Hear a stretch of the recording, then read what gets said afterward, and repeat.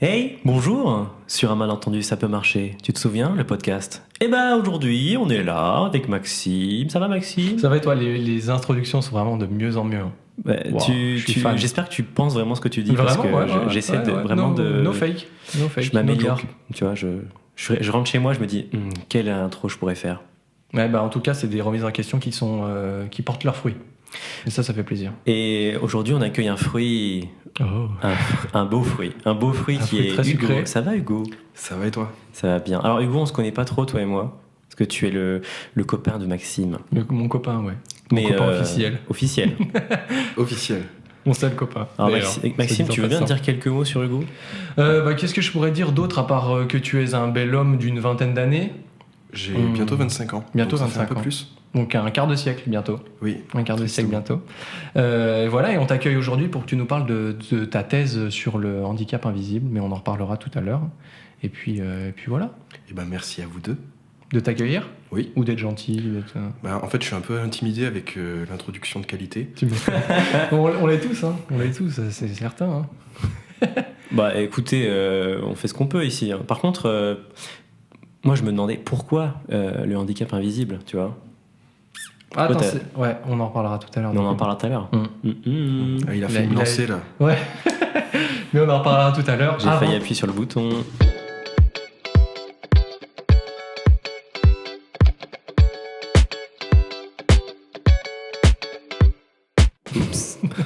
Avant toute chose, est-ce que tu as une anecdote? Est-ce que tu nous as préparé une petite anecdote en rapport avec le handicap qui peut faire rire la population, qui ne la fera pas rire, il n'y a pas de problème, mais... Ouais, j'en ai une ou deux en stock, mais je dois la raconter maintenant.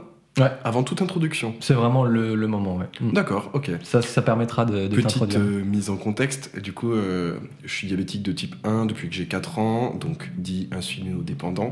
C'est-à-dire que mon pancréas ne fonctionne plus du tout et ne sécrète plus d'insuline. Du coup, je dois tout gérer moi-même avec un capteur de glycémie, des injections, calculer ce que je mange, le nombre de glucides, etc. Et donc voilà, si c'était que ça, ce serait aussi simple, mais ça emporte son lot de conséquences, que ce soit dans la vie de tous les jours, ou même conséquences administratives et tout, comme Ah bah beaucoup ça. de maladies. Ah bah, ça. Et là, attendez, je réfléchis. Et c'est quoi la différence avec le type 2? Parce que souvent, on type 1, type 2. Et tout à l'heure, je demandais à Maxime s'il y avait des différences seulement, c'est génétique, ça s'est déclaré tout seul, ou si c'était genre Oui. en termes de ce que ça demande comme compensation, de ce que tu viens juste de décrire juste avant. Alors, je suis très mauvais sur le type 2 et surtout, j'aime pas trop en parler vu que je me sens pas trop légitime à en parler vu que je le vis pas. Et Ok. justement, c'est deux maladies totalement différentes. Et par exemple, t'as beaucoup de diabétiques de type 1 qui militent pour que le diabète de type 1 soit renommé pour éviter les amalgames. Ah, ok.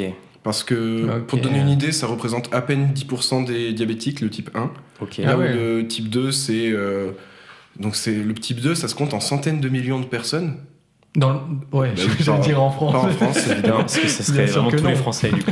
Non, Bien oui. sûr que Et en fait, ça part tous les deux du pancréas, mais il y a des origines différentes, des évolutions différentes, des traitements différents. Ça arrive à des moments différents, etc. Donc c'est vraiment deux maladies très distinctes et souvent on en souffre beaucoup parce qu'il y a un vrai amalgame de ah mais oui, je connais, mon grand-père est diabétique, etc. Tout ça. Oui, bah oui. Bien En sûr. aucun cas, il s'agit de stigmatiser, hein, bien sûr, ceux qui ont un diabète de type 2. C'est juste que ce soit d'un sens comme dans l'autre, quand une personne pense tout savoir de ce que tu vis au quotidien, de ta pathologie, en pensant à une autre, c'est assez compliqué. Ouais, Ça, c'est ouais. sûr. Hein.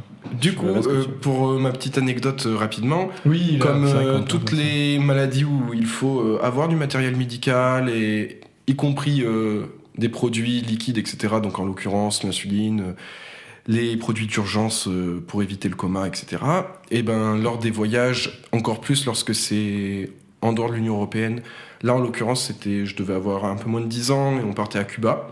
Oh, Et sympa. donc avant, il est nécessaire donc d'avoir tous les papiers de médecin, de tous les trucs aux normes, etc. pour pouvoir prendre ton avion. Ok, tu dois avoir un médecin qui dit tu peux y aller. C'est oui, vraiment l'orga encore pire que l'orga de base d'un voyage qui est déjà hyper lourde. Et oui, nous, parce quand- que tu dois prendre avec toi pardon, excuse-moi, Ouais, je non, t'ai vas-y, coupé. vas-y. Tu dois prendre avec toi du matériel potentiellement assimilé à de la drogue ou qui peut Ah avoir ouais. En plus, le diabète, si tu regardes, c'est quand même très spécial parce que, et ça a longtemps fait peur pour ça, parce que c'est une maladie où, au final, les personnes qui ont pas une pompe, moi j'ai pas de pompe à insuline, j'ai un stylo à insuline, donc une seringue, en fait c'est une arme, puisque si par exemple oui, bah oui. j'arrive par derrière et je te mets un coup de seringue dans le bras avec une Ouais. grosse dose, Ouais. ça peut t'envoyer à l'hôpital, te mettre très mal. Ah oui, ok. Ouais, de là, utiliser ça comme une arme. Ouais, parce qu'après, Ouais, tu parce peux que- dire ma canne aussi, ouais. c'est une arme parce que je frappe quelqu'un avec, ça Bah fait oui. mal. quoi. Moi, j'ai déjà eu des Donc, problèmes dans un musée où on me disait oh, enlevez ça, tu vois. C'est quoi ce truc là? C'est une arme? Non, c'est ma canne blanche. Tu vois. C'est vrai. Fallait C'est- pas être futé pour dire ça quand même. C'est C'était clair. un musée anglais, donc c'était compliqué Ah, bah aussi de oui. se faire comprendre. Ouais. J'étais- Surtout que t'as ton niveau. Oh, tu raconteras un jour l'anecdote de la la meuf. Non. si, tu Si, nous si, je raconteras. raconterai, Bref. je raconterai.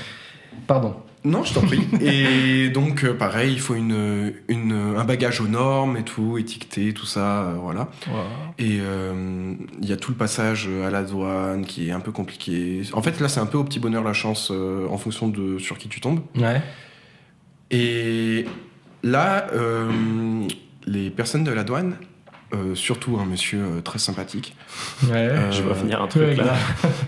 Je crains le pire. a regardé tout ça d'un œil suspicieux, Ouais. nous a toisé de haut en bas. Et nous a dit, dans le plus grand des calmes, je laisse passer l'enfant, mais pas le matériel. Non. Ok, donc le gars, Aïe, c'est une aïe, arrêt de aïe. mort quoi. Évidemment, monsieur, je peux survivre à peu près 5 à 7 jours sans mon insuline, Ouais. et encore, on sait pas. Ouais. Est-ce que ça viendrait à l'idée pour quelqu'un de dire je laisse passer cette personne, mais pas son fauteuil roulant? Grave, C'est à de peu ouf. près la même chose. Mais C'est c'est vital. même pire que ça, c'est je laisse passer cette personne, mais pas son oxygène. Je Ouais, l'enlève. ouais, c'est vraiment. Et du coup, je suis très fier parce que du haut de mes 8 ans et demi, j'ai retardé un avion à Paris-Charles de Gaulle Ah, bien ouais.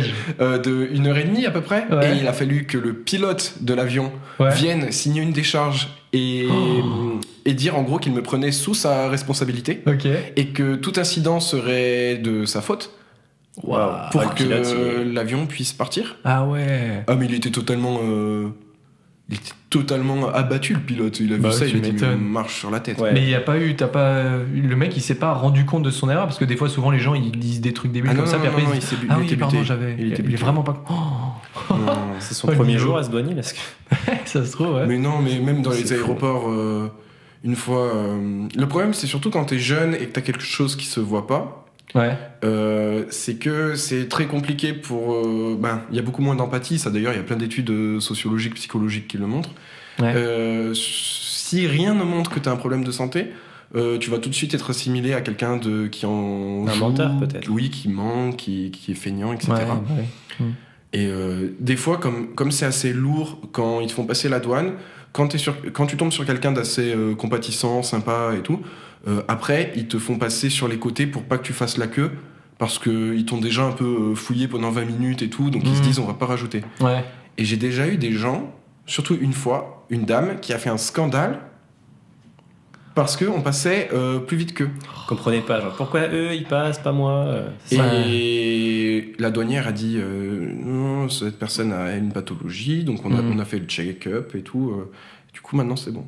Ouais. Et elle a fait un scandale en disant ah, j'ai des problèmes de dos, etc. Ce qui peut aussi, d'ailleurs, être un handicap invisible, Ouais, tout à fait. carrément, ouais, c'est sûr. Mais déjà mettre en comparaison de maladies, tout ça, et surtout c'est toujours le même problème. Moi, je préfère plutôt que les droits des personnes qui ont un handicap soient améliorés dans les deux sens, plutôt que dire ah j'en veux plus et on en enlève aux autres, Ouais, on de en enlève à ceux qui en ont plus que moi, etc. Ouais, c'est sûr. Ouais. Je préfère faire le nécessaire pour que ceux qui en ont moins arrivent à en avoir autant que les autres, plutôt que de dire je veux que ceux qui en ont un peu plus en aient moins, tu vois. Ouais, bah oui, ouais, c'est sûr. Et ça t'est arrivé ce genre de truc à d'autres voyages ou c'est vraiment le seul où ça a été relou Ah si, une fois dans le train, j'ai fait une grosse hyperglycémie. J'avais pas d'autre possibilité que de me piquer. Et j'étais Ok. dans un vieux TER comme dans Harry Potter où c'est des, Ok, trop stylé. où c'est des compartiments et il y a 4 personnes en face de 4 personnes à peu près. Et déjà, je m'étais mis à une extrémité dans un angle et à un moment, Mhm. je dois me piquer. Ce que je fais, déjà, je me pique par-dessus le pied. le t-shirt, ce que je dois pas faire, mais parce que voilà. T'as pas envie d'enlever le t-shirt dans tout le monde? Bah, Bon, en éviter fait, que- c'est ouais. pas du tout pour moi. C'est plutôt s'il y a des personnes qui craignent que ça pourrait mettre mal à l'aise, etc. Ouais, ok. Parce que moi, en soi, je peux me piquer n'importe où, je me rends même plus compte. Mhm. Et je fais ça très discrètement. En plus, j'ai une seringue qui cache bien l'aiguille, tout ça. Ok, trop bien. En face, il y avait une jeune femme et une dame qui m'ont fait un petit sourire. Voilà, genre, elles ont très bien compris. Et un monsieur qui m'a regardé, qui s'est levé et qui a soupiré, qui a fait pfff. Et il a hoché la tête tu vois, il a fait ah là là. Je pense qu'il pensait que c'était de l'héroïne.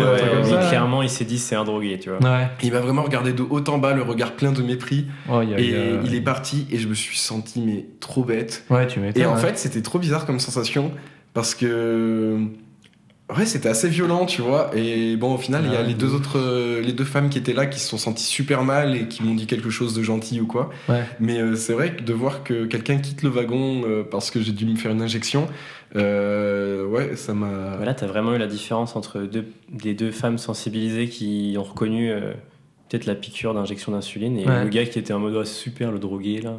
Mais moi, c'est vrai que je sais pas si j'aurais su reconnaître ce que c'était. Mais parce que franchement, je crois que j'ai jamais vu personne se faire une piqûre d'insuline devant moi. Et j'aurais peut-être eu effectivement pas le regard méprisant parce qu'il faut peut-être pas pousser. Je suis quand même. Mais ça se voit que c'est pas de la drogue. Oui, c'est sûr. Ouais. J'en ai une autre qui est pour le coup vraiment, qui est rigolote, qui est très courte. Oh, yes. Très récente aussi. L'été dernier, j'étais avec un de mes meilleurs amis qui m'avait gentiment invité à Saint-Jean-de-Luz. Oh. C'est dans l'actualité malheureusement. Et nous avons pris un bus pour aller à Biarritz, etc. Et c'était les férias de Bayonne. Aïe. Ah oui, c'est une grosse fête ça. Et oui, en revenant de par là-bas, donc il y avait beaucoup de gens qui revenaient de la feria et d'autres non. Reconnaissables à leur petit turban rouge, etc. Et certains qui avaient l'air un peu en moins bon état que d'autres. Ouais. Dont deux messieurs dans le bus qui étaient très joyeux et qui hurlaient des choses incompréhensibles ou... L'alcool, quoi. Oui, c'était l'été, donc j'étais en t-shirt à manches courtes, donc j'ai mon capteur de glycémie qui fait, pour ceux qui voient pas du tout, en gros, il y a un petit truc en plastique qui fait à peu près la taille d'une pièce de 2 € sur mon bras, sauf que c'est blanc. Peut-être vous en avez déjà vu, on en voit de plus en plus l'été. Et donc il y en a un, en gros, ils étaient un peu derrière moi, et il y avait mon pote devant moi sur un siège, et moi j'étais là et tout. Et il y en a un, il se lève dans la rangée et il me tapote sur le bras sur mon cathéter.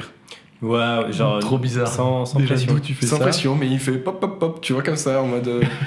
Qu'est-ce que c'est? Et là, je me retourne surpris que c'est assez intrusif, tu vois. Tu je me dis what the fuck. Et là, les deux, ils se lèvent, ils font mesdames et messieurs, votre attention. Oh non. Nous avons un hypoglycémique dans le bus. Oh non. Déjà hypoglycémique et tout. Grave. Et genre vraiment, j'avais envie de mourir. Mon visage, mais transpirait le seum. Vraiment, genre c'était catastrophique. Quelle horreur. Et voilà. Mais qu'est-ce qui t'a mis mal à l'aise, le fait qu'ils hurlent comme ça Bon, en même temps, quand t'es mis sur la place publique en mode regardez-le tous, quoique soit la raison originale. Il y a souvent des mecs horrible. bourrés qui m'ont touché mon capteur, etc. Et tu sais, déjà toucher quelqu'un que tu connais pas sans son consentement et tout, ça peut être un petit peu intrusif. Cette année, ça m'est arrivé 2 fois dans le métro, que souvent c'était des messieurs un peu éméchés, mais une fois c'était quelqu'un de mon âge à peu près.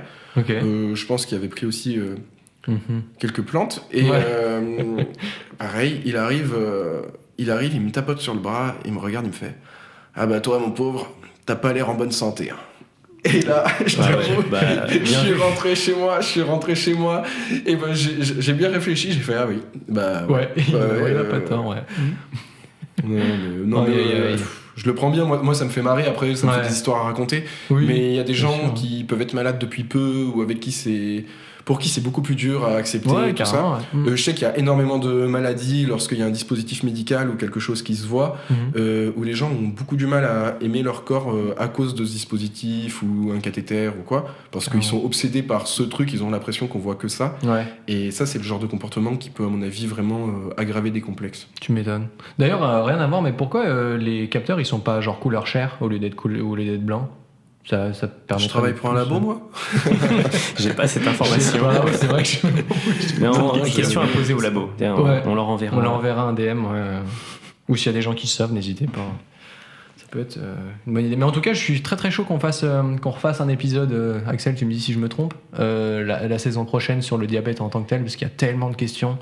C'est vrai que c'est un sujet qu'on pourrait faire 1 heure là-dessus, quoi. Ouais, c'est ça. Surtout les diabètes, en fait. Les diabètes, Parce qu'il y a on parle surtout type 2, type 1. Après, il y a souvent les diabètes gestationnels.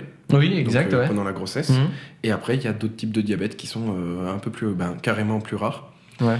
Et déjà, ça pourrait être bien pour permettre aux gens... Parce que c'est vrai que vraiment, je reviens dessus, mais l'amalgame, c'est très compliqué. Quand on te dit, ah oui... t'as mangé trop de sucre, tout ça, t'as pas eu une bonne hygiène de vie. Ça montre bien que les gens sont très peu sensibilisés c'est ça, sur ce que ça représente, quoi.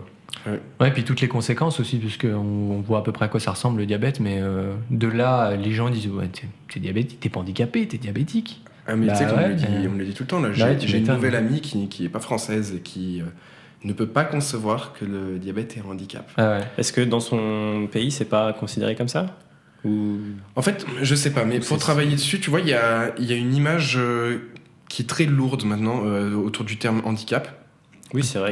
Tout de suite, c'est médical et problème. C'est ça, c'est médical. Et déjà, d'ailleurs, on pourra en parler tout à l'heure. Moi, je le vois autour de mes travaux, etc. Par exemple, à l'université ou même dans le milieu professionnel, il y a énormément de personnes qui sont en situation de handicap, qui ne demandent pas d'aménagement auquel ils auraient droit. Et souvent, parce que se dire je suis handicapé, j'ai un handicap, très souvent c'est dur. Et même pour ceux pour qui ce ne serait pas dur de l'admettre, ne vont pas se sentir légitimes à dire j'ai un handicap, tout ça. Alors qu'au final, un handicap c'est quoi ? C'est une limitation à un moment donné, dans un contexte donné, dans la vie en société. Donc à partir de ce moment-là, il y en a plein des définitions, mais là c'est la plus large. Et à partir de ce moment-là, le handicap, ça peut être très très large. D'ailleurs, en France, on considère qu'il y a à peu près 12 millions de personnes en situation de handicap. C'est une personne sur 6, quoi. Ouais, c'est ça. Exactement. Quasiment. On va passer désormais aux actualités. Les actus. Tu m'as dit que tu n'avais pas trop d'actu. Pas trop. J'ai entendu parler de l'étude Homer. Est-ce que ça vous parle ? Moi j'y avais répondu, j'avais reçu un mail il y a quelques temps. Est-ce que tu vois ce que c'est, Hugo, ou pas ? Eh ben pas du tout. Alors l'étude Homer, c'est la première étude sur les déficiences visuelles. C'est que DV.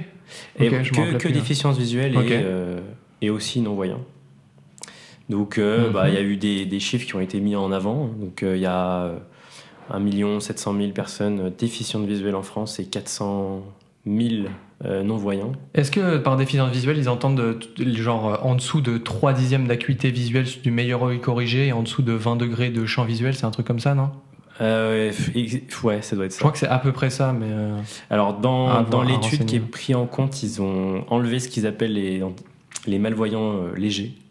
Donc, les personnes qui ont entre 1/10 et 3/10, tu vois. Entre 1/10 et 3/10 d'acuité, ils considèrent ça comme léger ? Ouais. Ah ouais, ok. Pourtant, c'est quand même pas... Entre 3 et 10, je comprends, mais franchement, 1/10, 3/10, t'es quand même considéré comme malvoyant. Ouais, t'es considéré comme malvoyant par l'OMS et tout ça. Ouais, c'est ça. Ouais. Tu t'es pas, Et du coup, ça fait pas faire partie de l'étude. Enfin, ça n'a pas fait partie de l'étude. En tout cas, dans l'étude Homer, ils ont enlevé ces résultats-là. Il y a eu 1865, 4 peut-être de réponses. Franchement, on n'est pas à 4 réponses près. En France ? Sur toute la France ? Non, sur la France, oui. Et en fait, le questionnaire, il était très très large. Et, c'est très très long à remplir. Moi, j'avais mis 1 heure, moi. Pareil. C'est comme ça.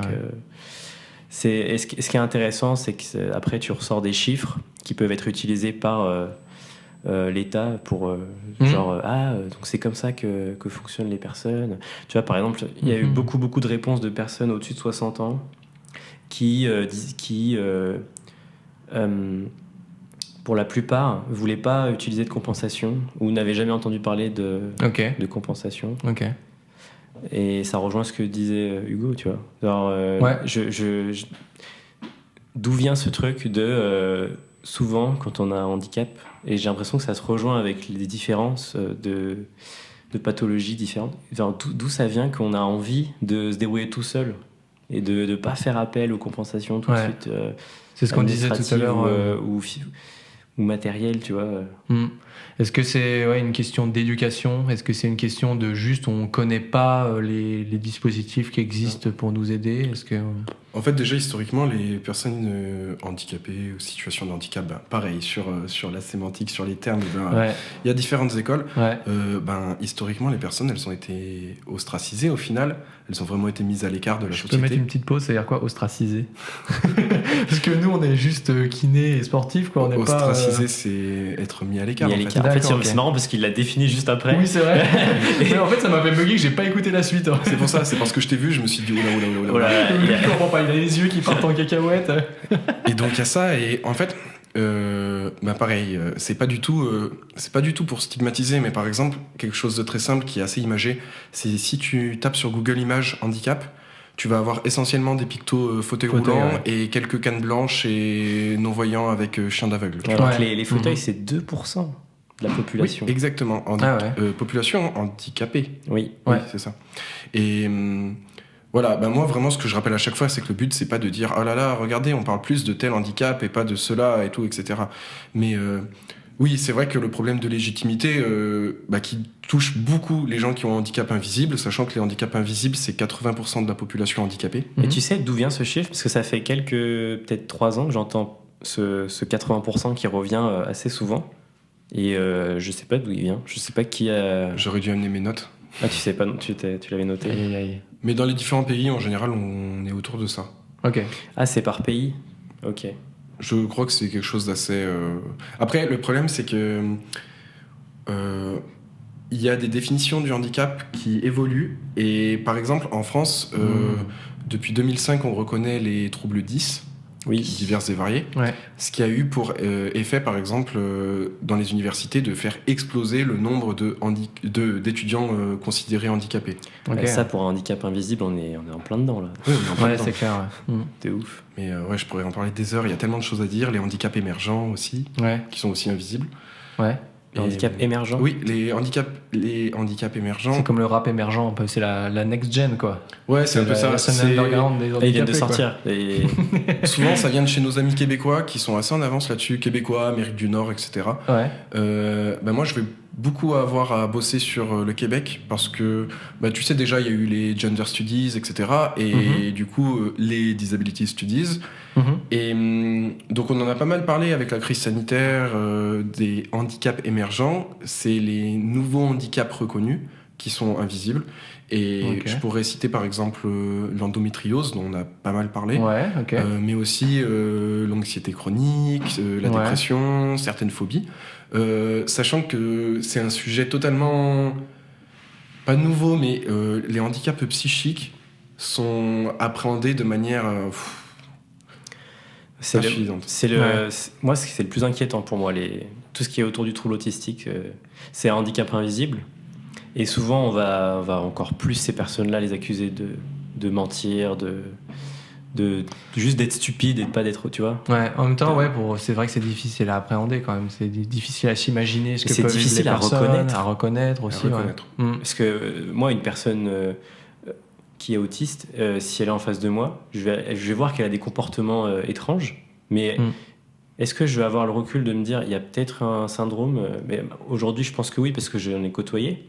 Et encore, t'as pas non plus l'expertise d'un psy ou quoi. Parce que c'est ça. Et puis il y a des formes tellement variées. Il y a des formes variées, voilà. Et puis le handicap est invisibilisé par nous, parce qu'on n'arrive pas à le reconnaître, et invisibilisé par les personnes, parce que, comme tu disais avec le diabète, quand tu voulais te piquer, tu avais envie d'être discret.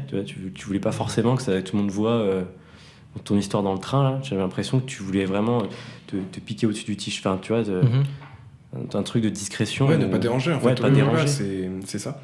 Et pas être le centre de l'attention, etc. Mais j'ai oublié ce que je voulais dire, ce n'est pas grave. C'est pas grave. Mais c'est vrai qu'il y a un vrai problème. Il y a un vrai problème pour tout ce qui est dépression, tout ça, parce qu'au final, c'est très handicapant. Les troubles psychiques, ça peut t'empêcher de vivre, vraiment. Et aussi, il y a un problème avec le handicap invisible, c'est que la personne qui a un handicap est obligée de dévoiler son handicap. Si elle veut avoir droit à quelque chose. Ouais, c'est vrai. Et donc ça, déjà, c'est un premier pas. En gros, de prouver, déjà, dans un premier temps, d'avoir conscience Ouais. qu'on a Parce le que droit à tu- quelque ouais. chose. Tu peux très bien ne pas savoir que tu as des droits. Ouais. Ah mais c'est simple, l'année dernière j'ai eu la chance d'être invité à 2 conférences autour du handicap. Ouais. À chaque conférence, on a 1 ou 2 personnes de moins de 30 ans qui sont venues nous voir en disant mais je crois que j'ai un handicap. Et à chaque fois, ces personnes avaient en effet... après, là, je me place pas en tant que... j'ai pas de compétences médicales, etc. Mais en disant oui, parce que j'ai tel problème de santé, mais je savais pas que je pouvais le qualifier de handicap. Ouais, ok, ouais. Et donc on dit si, c'est totalement reconnu, c'est reconnu par la loi, etc. Et après, là aussi, on pourrait en parler longtemps. Depuis les années 2000, même un peu avant, mais oui, beaucoup en France, c'était la loi de 2005, etc. On a des lois qui sont, quand on regarde, qui sont en apparence très protectrices, très même pas parfaites, mais franchement, qui sont assez progressistes et qui sont prometteuses. Mais en fait, et pas seulement en France, il y a un problème, c'est celui de l'effectivité du droit. Ouais, carrément. Parce que du coup, on essaye toujours de faire des réformes, les différents gouvernements, qu'importe les bords politiques, essayent de faire des réformes, des projets de loi, etc. Sauf qu'il y a un moment, déjà, il y a une question d'argent, comme beaucoup, comme pour beaucoup de choses. Il y a une question de formation, il y a un facteur humain, puisque à un moment ou un autre, ça va toujours bloquer pour une personne qui a un handicap, invisible ou non, au niveau de un des maillons de la chaîne, en fonction des interlocuteurs qu'on va rencontrer. Que ce soit en milieu professionnel, tout ça, que ce soit en milieu hospitalier. Et c'est ça, le problème, c'est qu'on peut pas rendre le facteur humain similaire à chaque fois, etc. Et donc, ça passe par de la pédagogie, ça passe par de la formation, mais par beaucoup de temps, par de l'argent. Voilà. Donc on sait comment faire. C'est ça aussi que disait l'étude Homer, un gars qui travaillait dans l'accessibilité numérique. C'est qu'on sait comment faire, on sait comment adapter un poste, par exemple, pour un standardiste, tu vois, genre un truc. On sait comment rendre le poste totalement accessible. C'est juste que la mise en place, c'est une galère. C'est une galère de ouf. Ok, ouais.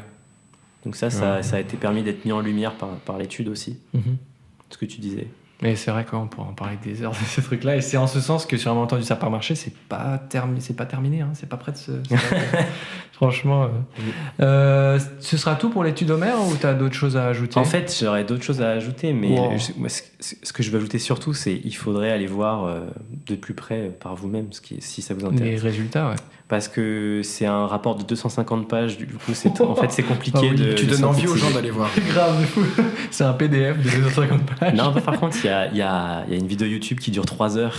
Ah bah voilà, on est un peu mieux là déjà. C'est vachement plus accessible. Qui en fait, faut aller à la fin, vers 2h30, il donne les chiffres. Ouais, donc... Tout le début, ça sert à rien. Ok. Merci de ta transparence. Non, voilà, sur YouTube, petite tape étude Homer, restribution. Et bah, allez voir ça, allez écouter. Vidéo de 3 heures, c'est ça. Voilà. Super. Je voulais vous parler, moi, vite fait, avant qu'on parle de toi, Hugo. Je voulais vous parler de la maison de répit de Tassin-la-Demi-Lune. Est-ce que vous avez déjà entendu parler de ce que c'est une maison de répit ? Non. Never. C'est un truc qui a vu le jour en 2018, apparemment, si j'ai bien compris, à vérifier, mais ça devrait être ça. À Tassin, d'ailleurs, donc en périphérie lyonnaise. Et le principe, c'est une maison qui permet d'accueillir des personnes handicapées ou malades, voilà. Et ça permet de décharger les aidants, parce qu'on en a parlé quand on était avec Audrey et Justine dans le 2e épisode, si je dis pas de bêtises, que les aidants peuvent être épuisés par le fait d'aider leurs proches en situation de handicap. Et c'est le cas, du coup, de la maison de répit, où ils accueillent ces personnes-là. Donc, les familles ont le droit, enfin je dis les familles, mais ça peut être n'importe quel proche, elles ont droit à 30 jours par an d'accueil, en gros. Et là ce que j'avais du mal à comprendre au début, c'est pas les familles en tant que telles qui sont accueillies, c'est les patients qui sont accueillis. Et du coup, pendant 30 jours par an, répartis comme vous voulez, donc un jour par-ci, un jour par-là, 2 jours, 1 semaine, 3 semaines. Ah ok, ça permet aux aidants de prendre des vacances. C'est ça, exactement.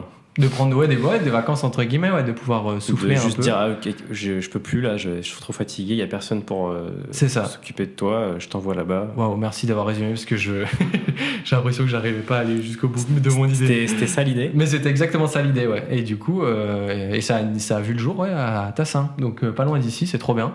Et il y en a une deuxième qui a ouvert apparemment il y a récemment quelque part en France, d'autres je sais pas. Mais en tout cas, c'est une super initiative. Bah, c'est trop bien. Voilà. Malheureusement, les aidants sont assez souvent passés sous silence. Ouais. Alors que moi, à chaque fois, je vois qu'importe la pathologie, les parents d'enfants qui ont un handicap, une pathologie qui est présente au quotidien, c'est un second métier. Hein. Ouais, de fou, ouais, vraiment. À moi, quand je repense à ma mère quand j'étais enfant et tout, j'ai une culpabilité, même si j'y pouvais rien, parce que je me suis dit, waouh, le nombre de sacrifices, de choses qu'elle a. En plus, elle m'a élevé seule, donc je me dis, waouh, c'est. Ouais, puis peut-être qu'elle avait jamais entendu parler du diabète avant, tu vois. Ouais, c'est ça, souvent. sûr, en général, la maladie, elle te tombe dessus. T'es pas préparé, quoi. T'es pas prêt. C'est sûr. Hein. Et ouais. Ouais, et puis quand du coup j'y suis allé dans cette maison de répit parce que je suis en stage en kiné, bref on y allait pour faire des séances de kiné respiratoire et tu te rends compte que je comprends que les gens aient besoin de souffler parce que c'est des situations qui sont difficiles à gérer, que en tant que professionnel de santé nous ça nous affecte quand même. On a vu des situations qui étaient assez c'est dur à voir et je suis resté genre 15 minutes, 30 minutes avec le patient et je me dis que vivre dans cette situation au quotidien pour les aidants, ça doit être très dur pour les aidants comme les patients bien entendu, mais voilà, donc c'est très très très chaud. Donc vive Tassin la demi-lune. On les embrasse, on leur fait un SO Tassin. SO Tassin. Exactement. Bon, on va peut-être pouvoir rentrer dans le vif du sujet. Donc comme on l'a dit un petit peu succinctement au début, on t'accueille aujourd'hui Hugo parce que, tu me dis si je me trompe, tu es doctorant en droit et tu travailles sur une thèse concernant le handicap invisible. Exactement, mon cher Max. C'est exactement ça. T'en es où de cette thèse? T'es au début? Oui, je suis en D1 en première année. D'accord. Parce que j'ai eu mon master, en fait, mon master 2 en 2021, qui n'a rien à voir avec le handicap. C'était en droit de la musique, c'est ça, un truc comme ça? Droit du cinéma, de la musique, de l'audiovisuel, etc. Et Purée. Pardon, on entend le voice-over. On a les gueule. coulisses là, tu vois. Il est 15h38, donc si vous vouliez savoir. les joies du direct. C'est totalement en direct, ouais. Et avant qu'on enregistre, tu disais que tu avais travaillé avec les artistes lyonnais aussi. Avec les... C'est en pause là? Ah oui, non, oui, c'est en. Non, on n'est pas du tout en pause. Non, en podcast, que t'avais un podcast pendant ton master. D'accord. Oui, bien sûr. Oh là là, j'ai raté mon lancement. À partir de maintenant, c'est uniquement Max qui me pose des questions. Parce que non, vas-y, je suis bien moi en question aussi. Non, c'était l'association de ce master qui s'appelle Écran Droit et qui existe toujours. C'est les masters 2 de cette année qui s'en occupent, qui organisent des événements qui changent un peu ça chaque année en fonction de la promo. Et nous, on avait fait un petit podcast qui n'existe plus, qui s'appelait Microcosme, où on faisait venir des artistes plutôt musicaux de Lyon. Et voilà. Ça n'existe plus, mais on peut retrouver les épisodes quand même. Je ne sais plus, parce que tu sais, ça demande un financement, je crois, tous les mois pour que les podcasts restent en ligne. Ah ouais? C'était sur Spotify, etc. Donc, il n'est pas passé par le bon truc, parce que nous, c'est gratuit. Nous, c'est gratuit. Ouais, mais c'était il y a longtemps. C'était à ton époque, quand t'étais jeune. Et après, j'ai pris une petite année pas de césure, mais où j'ai fait des formations. J'ai passé un diplôme en droit animalier. C'est vrai? Trop bien. Et aussi, du coup, il y a la clinique juridique de ma fac qui faisait cette année-là des actions sur le droit du handicap. Et du coup, je me suis dit, mais c'est un signe du destin. J'y suis allé parce que j'avais vraiment... En fait, j'ai adoré mon cursus, mon master. Mais je voulais vraiment faire quelque chose de plus humain, je pense. Et parce que ça m'aide vraiment, en fait, à me motiver, tout ça. Et aussi, je voulais un peu avoir, par rapport à ma santé, je voulais un peu avoir un rythme où je suis un peu maître de mon emploi du temps, même si c'est pas le cas à chaque fois. Ouais, c'est sûr. Ouais. Et c'est pour ça. Donc, et sachant que, voilà, on en parle une fois encore, j'ai demandé un financement, comme à peu près tous les doctorants. Sauf qu'en général, les financements, tu dois présenter ton projet de thèse, etc. Après l'année scolaire, donc Ouais. début de l'été, tout ça. Ouais.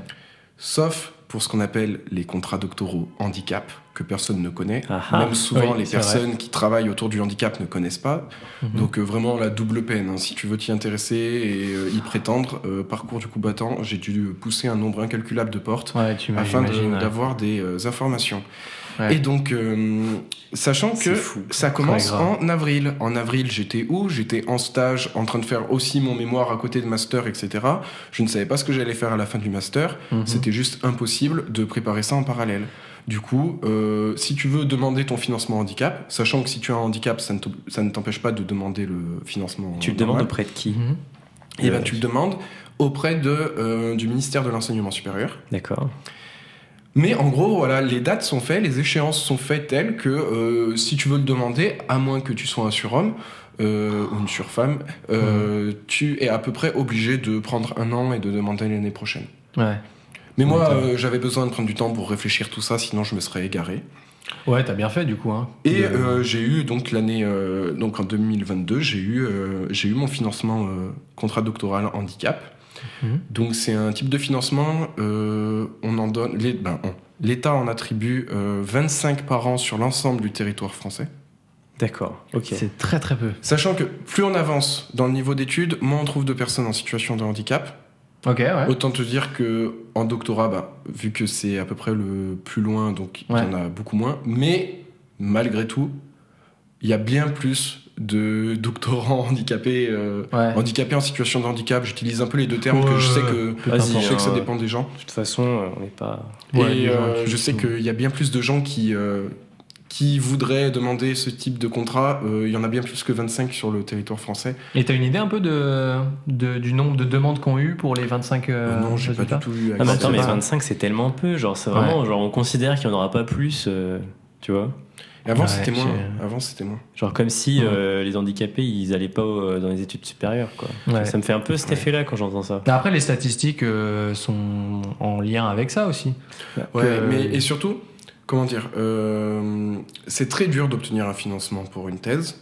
Ouais. Je parle des financements normaux. Ouais.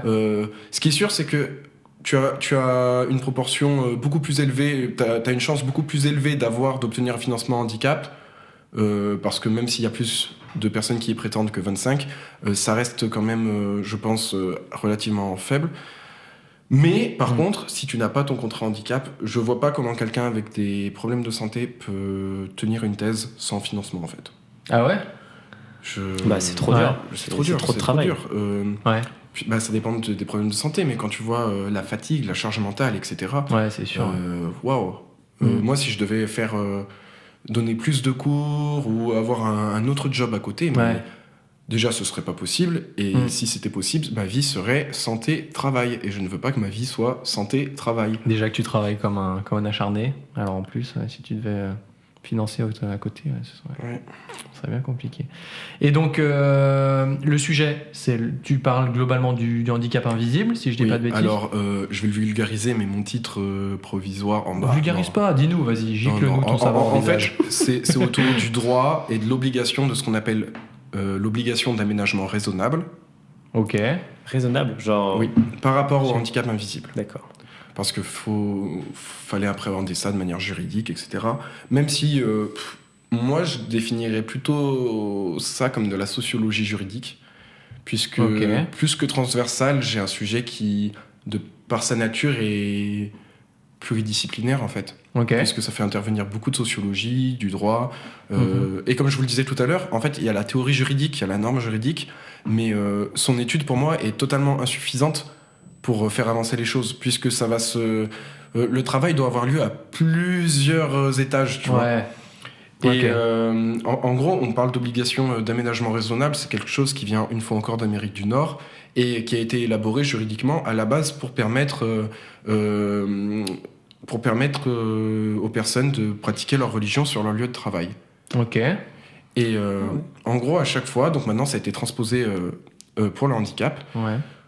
pour grossir le trait, c'est dans toutes les situations, que ce soit à l'université, à l'école, au travail, on va dire que les personnes qui ont un handicap, en fonction de ce handicap, ont le droit à avoir des aménagements pour Ouais. compenser. Attention, c'est pas... on ne cherche pas à mettre la personne en situation plus favorable, par exemple discrimination positive. Ouais, ce qui est souvent amalgamé. Du coup. Ouais, Oui, c'est ça sert vraiment à réajuster et à combler le déficit qui est dû au handicap. Yes. Et ça, tu vois, Of les course. personnes, en tant que personne aussi déficiente visuelle, Ouais. et j'ai déjà entendu ça plein de fois, de trucs de légitimité. On revient là-dessus, mais le truc de... même moi, je le vis comme un truc qui m'avantage, qui est pas là pour compenser, mais pour... Et oui. tu vois. Ouais. Ouais, c'est vrai. ça, Ouais. le syndrome de l'imposteur, la question de la légitimité, c'est terrible. Et puis, il y a toujours... En fait, c'est aussi alimenté par plein de petites réflexions qu'on a, qui sont pas forcément ça. malveillantes, mais qu'on a tout au long de la Au vie. quotidien, Par ouais, exemple, c'est moi, clair. au lycée, plus tard, plusieurs fois, on m'a dit en rigolant... parce que j'avais un tiers-temps, quand un examen était un peu long, tout ça, que j'avais un tiers-temps ou quoi, la chance, ou une fois, je me rappelle, on m'a dit, ouais, il a bon dos le diabète, parce que j'avais raté un examen. Ouais. Et pareil, je sais que là, il y a potentiellement des gens qui vont écouter, qui vont se dire, ouais, bah, le diabète et tout, mais en fait, dites-vous, et moi, c'est ce que j'essaye de faire désormais, c'est que pour chaque pathologie, déjà, il y a une pluralité d'individus, de manières dont les organismes réagissent, etc. Mhm. Et moi, je vois avec les gens qui ont la même maladie que moi, on la subit pas de la même manière, on rencontre pas les mêmes difficultés. Et la légitimité, mais c'est un vrai problème. Ouais. À la fac, on a plein d'étudiants qui vont, par exemple, aller au rattrapage, avoir des moins bons résultats, voire redoubler ou abandonner. Mhm. Parce qu'ils n'osent pas, parce qu'ils ne savent pas qu'ils peuvent demander des aménagements, parce qu'ils ne se sentent pas légitimes, alors que s'ils le faisaient, moi j'ai déjà vu des copies de personnes qui auraient besoin d'un aménagement, qui auraient droit, Ouais. et je vois, tu peux le voir des fois en lisant la copie que c'est vraiment un manque de temps, etc. Mais Ouais. quand tu vois par exemple que c'est une pathologie où il aurait fallu du temps en plus, et que ce qui a été fait que la partie qui a été faite est très qualitative, mais que comme il manque un tiers du devoir, la note sera insuffisante. Ouais. Mais quelle frustration! Ouais, j'imagine. Ouais. Oui, parce que tu peux dire ça parce que tu donnes des cours à la fac aussi. Je sais pas. Oui, je sais pas je si donne c'est- des cours. Alors, je suis chargé de TD, donc c'est-à-dire je suis assistant de prof, donc j'ai deux classes de première année, donc 2 classes de 35 étudiants. Et du coup, c'est pour ça que tu as accès aux copies et que tu vois et que tu arrives à analyser les copies que tu vois, etc. Oui, exactement. Voilà. Et quand tu remarques ça, toi, t'as déjà eu une démarche d'aller voir la personne et lui dire qu'est-ce qui s'est passé? Est-ce que tu as besoin de plus de temps? Est-ce que tu sais que le tiers-temps, ça existe? Enfin, Alors déjà, j'essaie de pas stigmatiser et tout, parce que les gens, ça peut être très compliqué, et moi, je pense déjà, j'ai pas le droit, et T'as pas le droit, j'ai pas à être intrusif comme ça. Mais en fait, ce que je fais, c'est que je mets un point d'honneur au début du semestre à dire bon, écoutez, il existe ça. Par exemple, là, au début du semestre, j'ai parlé des chèques psy, donc qui existent depuis le Covid, qui permet d'avoir jusqu'à 8 séances remboursées avec un psychologue. Tu vois, ça, je savais pas que ça existait. Je Non, savais mais- pas du tout non plus. En dehors d'un psychologue de la fac, sachant que il y en a pas assez qui participent au dispositif, parce que je pense que c'est mal rémunéré par l'État, Ouais, et j'imagine, du ouais. coup ils sont surchargés, mais ça fait que sur Lyon, je sais que par exemple il y avait une quarantaine de psychologues hors psychologues de faculté qui prenaient les chèques psy, et du coup c'est Ok. voilà, ça fait 8 séances, et peut-être des fois c'est renouvelable ou quoi, donc ça Ouais. c'est très bien. Carrément. Je leur dis aussi que dans chaque université, il y a un service de médecine, il y a un pôle handicap. Parce que pareil, il y en a plein qui ne savent pas qu'il y a un vrai service de médecine avec médecin généraliste, psychiatre, psychologue, gynécologue, etc. à la fac. Effectivement, Et- je savais pas. moi non Je plus. savais qu'il y avait des médecins et tout, mais je pensais que c'était intrinsèque, nous, à notre fac de santé, et que du coup, c'est pour ça, mais en fait, Ah non, rien à non, voir. c'est Ok. partout. Et Mhm. il y a un autre service qui est le pôle handicap, qui là s'occupe purement du handicap et des aménagements, etc. Parce que moi, j'ai en tête le mot mission handicap. Oui, Est-ce c'est qu'on la parle même de chose. ça? Ouais, Ouais, c'est la on même parle de chose. ça. Et ça va dépendre d'une fac, etc. Ok. Et des fois, il y en a, ils savent pas que ça existe. Et des fois, je leur dis, vu que je travaille dessus, je dis attention. Si vous avez besoin d'un aménagement, si vous avez un handicap, tout ça, vous devez l'entendre au sens large. Et je donne quelques exemples, tout ça. Mhm. Des fois, il y en a qui sont venus m'en parler, mais moi, en tant que prof, tout ça, je peux écouter, mais je veux vraiment pas franchir la barrière. Donc, je préfère donner les informations. Ouais. et diriger vers quelqu'un de compétent. Ouais. C'est très Parce que mature. je veux pas du tout outrepasser mes prérogatives, tout ça. Mhm. Donc je donne les informations et voilà, j'ai pas envie et j'ai pas à être intrusif, tout ça. Et donc voilà, déjà le simple fait de dire que ça existe, ça peut être super bien. Je pense que si on généralisait ça 5 minutes au début de l'année dans à peu près chaque cours, déjà en termes d'information, parce que sinon bien sûr très souvent les pôles handicap, les missions handicap et tout, eux ils font leur maximum, mais on arrive à un moment où depuis 2005, je le disais, le nombre d'étudiants en situation de handicap augmente énormément, et encore il y en a de très nombreux qui ne font pas valoir leurs droits. Et Ouais. en parallèle, les moyens humains et budgétaires de ces services de santé, services handicap, ne suivent pas, augmentent légèrement, tout ça. Ça dépend des politiques des universités, etc. On ne peut pas faire une généralité. Ok. Mais des fois, c'est juste impossible avec les moyens humains de faire le nécessaire pour que les étudiants aient leurs Et aménagements. sur ces belles paroles, il est temps de nous quitter pour la première partie de cet épisode de Sur Malentendu ça peut marcher avec Hugo. Comme la dernière fois, l'épisode avec Didier qui avait été assez long, là on est reparti encore pour 45 minutes à peu près de discussion. Donc pour que ce soit un petit peu plus digeste, on a décidé de le diviser en 2 épisodes. Donc si vous écoutez le jour de sa sortie, celui-ci sortira le 1er mars. Et le prochain sortira à la moitié du mois, donc c'est-à-dire le 15 mars.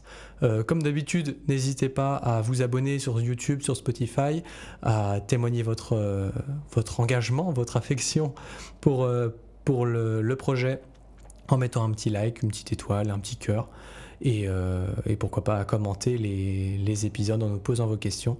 On se fera un plaisir d'y répondre pendant le prochain épisode.